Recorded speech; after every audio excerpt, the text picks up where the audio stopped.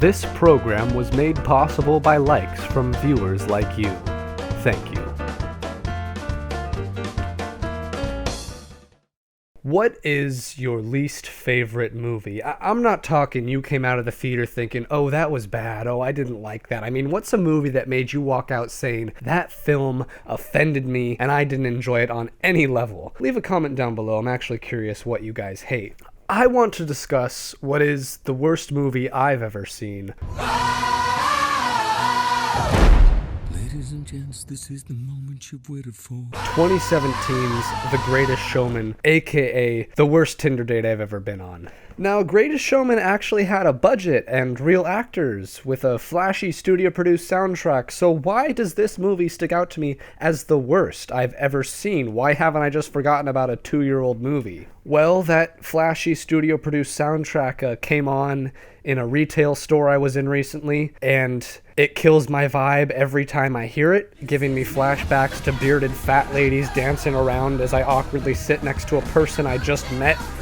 God, get me out of here. So I can't forget this movie, but I sure as hell can rant about it. See, with other movies that are bad, there's always like some big thing that's wrong with it. A few big things that you can identify as like, oh yeah, that's what did it. That's what killed the movie. Oh, Tommy Wiseau is the reason The Room is bad. The Greatest Showman is a jack of all trades sort of bad. Just kind of every aspect is bad. Every single level of this movie I did not enjoy. And the fact that it had high-profile actors like Hugh Jackman, Zendaya, Zac Efron, Michelle Williams, combined with an actual budget, just makes these problems all the more hilarious for me. So let's dissect this movie. In The Greatest Showman, Hugh Jackman plays this wonderfully romanticized version of P.T. Barnum, following him through his career into becoming the greatest showman. In the movie, Barnum hires the freaks because to start his business and become the greatest showman, Hugh Jackman needs freaky people because he's making a show about freaks. He's making the first freak show. This leads to a bit of a montage where he goes out recruiting a bunch of different lesser-abled people to be a part of his show. But don't worry, audience, he's not using them. This is a completely amicable situation that harms no one.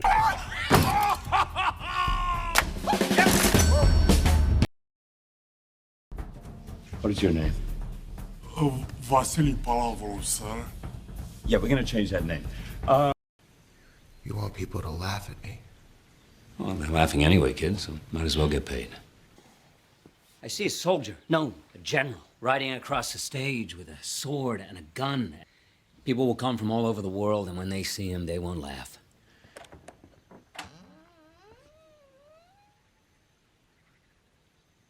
They'll salute. They won't laugh. This movie seems like it's willingly turning a blind eye to a horrible, horrible man. He makes a show out of the freaks, makes money off of it, gets some bad reviews on his show, is perceived as cheating on his wife. It's a movie that has very little stakes, it just happens. And then Zac Efron and Zendaya have a love side plot about race mixing. Then like the freaks are mad at Barnum, but not for the reasons they should be. And then they have an inspirational psalm and make up, and then the show catches on fire. They perform intense at the end, and Hugh Jackman hands off the ringleader hat to Zac Efron. The end. Yeah, the plot is kind of awful and not engaging at all, and I don't care. Now, there's a lot of freaks in this movie, or lesser-abled people, but instead of showing how these people were used by P.T. Barnum, made fun of and ridiculed by society, and essentially denigrated throughout their lives, this movie just sort of is like, nah, but we're woke. Aren't they all cool? Don't you wish you could be a circus performer kept in horrible living conditions and treated like an animal? And the main leader of the freaks is the bearded lady, which is like the most able-bodied person out of this group. Like, no offense, lady, but I'm pretty sure Chang and Aang Bunker have it a little worse than you. Your issue is also a little less severe than dwarfism. I mean, look at the first trailer for this movie.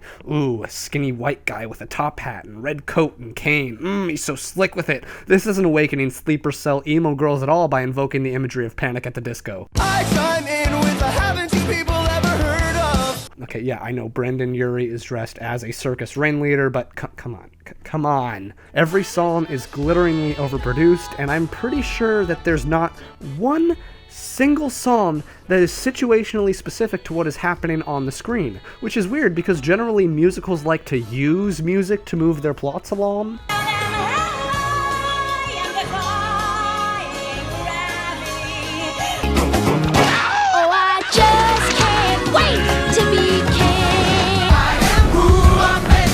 Which is what exactly? This is me. But who are you? I'm not scared to be seen. It's classic inspirational song nonsense that will be playing at your local gym long after you're in the ground. A million dreams are keeping me awake for the world we're gonna make. I mean, normal musicals would actually, say what those dreams are and how you want to accomplish them. It's vapid to just say, I have dreams, they keep me awake, unless this was some sort of story about insomnia or something. And this isn't some Moulin Rouge jukebox type musical situation where popular songs were picked to vaguely tie into the story. These songs were originals crafted for The Greatest Showman, which along with sending me into anaphylactic shock when they come on in Target, also makes me curious as to what exactly the origins of these songs were. Were they just inspirational mumbo-jumbo songs so low bar that even Katy Perry and Pink refused them? A million dreams for the world we're gonna make. Like, how Hollywood has an infinite backlog of catchy songs that are all ready to go for the next hot singer of the minute? Is that where these songs came from? The massive song pile that Hollywood keeps in the basement? It would explain why not a single song in this movie advances the plot at all. Every time a song starts playing in this movie, the movie hits pause. Nothing is really revealed in these songs, and as far as I can tell, they're just meant to replace character development. Okay. Well, see, that's the trick. That's why they do it. If you see two people singing to each other, it kind of tricks your brain a little bit. Oh, Jasmine and Aladdin are in love over sideways and under on a magic carpet ride. Look at how they're looking at each other. They're so in love with each other because look at how they sing at each other.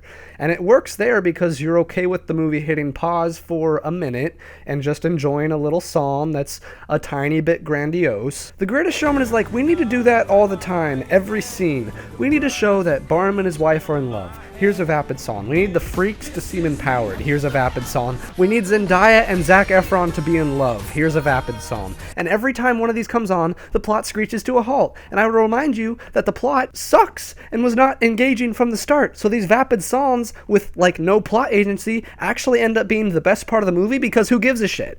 Zendaya and Zac Efron start talking to each other and they're like, we could never happen. This isn't gonna work. And it's like, okay, that's kind of interesting actually. And then they just start flying around and singing for 5 minutes and it's so boring. But now let's talk about the part of this movie which I find to be the worst, neoliberalism. Yay. The Greatest Showman is a neoliberal hodgepodge very indicative of the current era we are living in. The movie is also incredibly tone deaf. P.T. Barnum's freaks that were caged and whipped, singing about, social justice. Next we will have Joseph Mengelé's Nazi twin test subject singing about how cool it is to be twins. Hello, we're twins. We're twins. Yes, sir. I think this picture of Hugh Jackman not receiving Best Actor for his circus movie is a perfect encapsulation of just how far these people shoved their heads in the sand. He looks like Hillary Clinton on election night. You really thought you had this in the bag, didn't you? Did you see this movie? How could you think you'd win Best Actor? Why didn't you campaign in Michigan? Now, we need to establish exactly what I mean when I say neoliberalism in this context. In this instance, think of it as corporate wokeness, so not real wokeness. It is defined directly as a modified form of liberalism tending to favor free market capitalism. Hollywood wears the mask of neoliberalism to prey on those socially liberal ideals of inclusivity while concealing their rather Orwellian levels of financial power and offering nothing more than a pat on the back for how far we've come. So it's safe to say that neoliberalism is sort of like covering up child slavery with an all-inclusive message. Kind of like, Nike pushing for racial diversity in its advertising while they run literal sweatshops in Asia. A superb drama about the importance of dignity and doing the right thing, made by a company that runs sweatshops in China. You get to look and feel all woke while saying absolutely nothing and offering no help to those that are less fortunate. You can have a good image while being absolutely despicable. It's like having your cake and eating it too. So I know what you're thinking, how does this all tie into The Greatest Showman? Well, literally it directly translates. Here you have a real life man, P.T. Barnum, a man who in this movie is all smiles and eccentric, but in real life started his stage career by, okay, bear with me here, purchasing an old 70-year-old slave woman named Joyce Heth through a legal loophole and fraudulently putting her on display as the 161-year-old caretaker of George Washington when he was a baby. Okay, so that's a little messed up. There's reports that P.T. Barnum ripped teeth out of Joyce's mouth to make her purported 161-year-old age seem more believable. Oh my. Upon Joyce's death in 1836, Barnum held a public autopsy for 1,500 people, enlisting the services of a surgeon to verify Joyce's age. No, you heard that right. Lovable Hugh Jackman's character dancing and singing in a circus, well, his real-life counterpart had his slave dissected in front of an audience of 1,500 people. But don't worry, guys. We got a fat lady in this movie who's ready to be herself. That's peak neoliberalism for you. We're going to make this irredeemable, evil piece of shit a lovable young scamp who just wants to make a good show for people. Aww. That's what neoliberalism is, ignoring grotesque business practices in favor of meek social justice. Slaves were abused, human decency ignored, but Zac Efron and Zendaya are gonna rewrite the stars to be with each other. Back then you couldn't race mix, so haven't we come so far? Don't we feel good about ourselves? Just because P.T. Barnum went from rags to riches doesn't mean he should be idolized by a 2017 movie. Like, wow, isn't this guy who picked himself up by his bootstraps and exponentially expanded his wealth the perfect example of the American dream? Well, actually, he literally dissected his slave and used Benjamin Rice, author of The Showman and the Slave, said it best with, "The story of his life, that being P.T. Barnum's, that we choose to tell is in part the story that we choose to tell about American culture. We can choose to erase things or dance around touchy subjects to present a kind of feel-good story, or we can use it as an opportunity to look at very complex and troubling histories that our culture has been grappling with for centuries. The Greatest Showman picks the former. The Greatest Showman picks erasure and literally dances around touchy subjects. And that's why it's my most hated movie. It's in perfect encapsulation of how far Hollywood is out of touch. Like, you really want to make a woke movie, so you pick P.T. Barnum as the star, as he dances around and sings with his freaks, who he literally whipped and caged. Am I missing something, or is this objectively hilarious?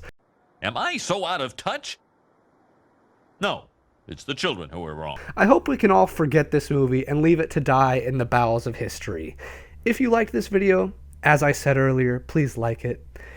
If you want to see more videos like it, well, subscribe. I'm always open to suggestions for what to do videos on, so leave a comment down below. Thanks for watching.